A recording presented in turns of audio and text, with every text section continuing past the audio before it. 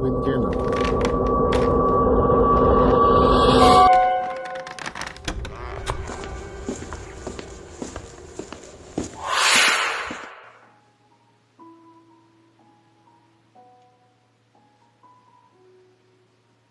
I am Salt, and I love you.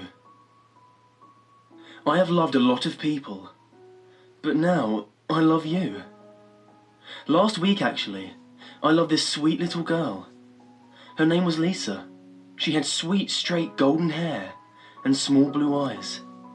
When I saw her, I just knew I loved her.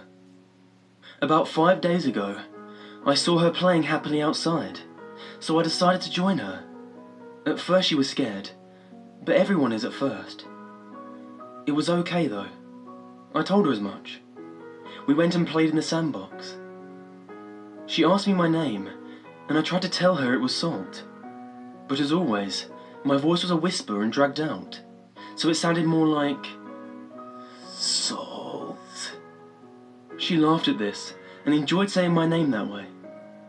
I liked that it made her happy, so we kept playing.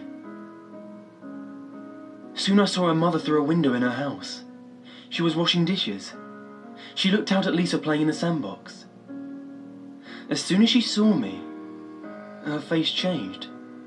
Where just a moment ago she had seemed content, now her face was ghostly white. She stared at me in terror, her hands firmly gripping the dish she had been cleaning. I stared back at her. Our little staring contest seemed to last for an eternity, though I knew it was really just a couple of seconds. Then she screamed. She ran to the door and swung it open. She seemed too afraid to come near me, so instead she called Lisa to her. Lisa, of course, got up and walked towards her. The front door slammed shut.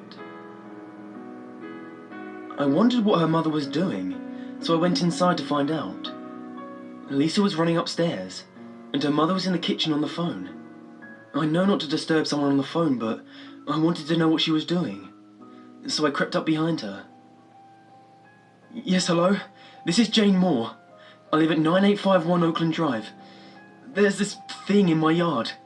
Yes, it's an extremely black creature. It's taller than any human. Its eyes are black too. No! I'm not making this up. Yes, it resembles a person, except it has claws for fingers. It was outside with my daughter and I could almost swear. I can feel it behind me now. Please, help me. She seemed to be crying. It must be the phone. I knew it was wrong, but to make her feel better, I cut the cord. She froze. I leaned in, starting to put my arms around her to comfort her. She slowly turned around and stared at me.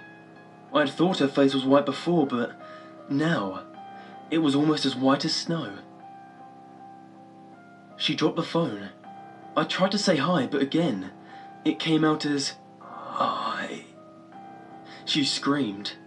Lisa came down wondering what was going on. Her mother yelled at her to go upstairs. I didn't want to lose Lisa. I loved her. How dare she try to take away Lisa? I couldn't let her keep doing that. I took my finger and slit her throat. Lisa screamed. I picked up Lisa and took her back to my house. She didn't seem happy. She was trying to run away. I talked to her, telling her it was okay.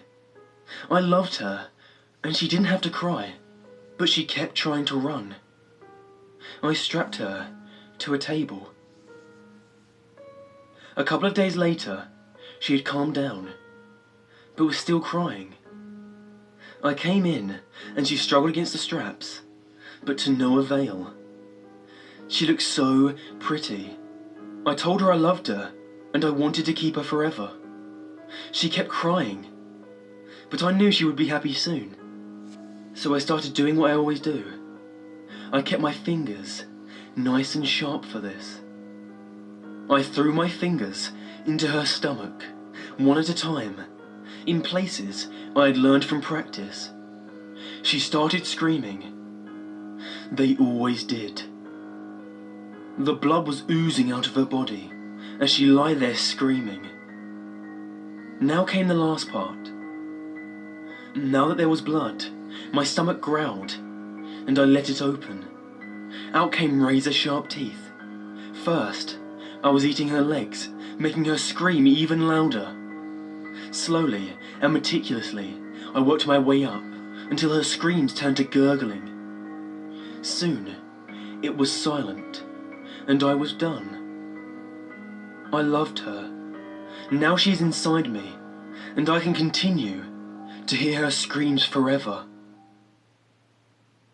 I am Salt, and I love you.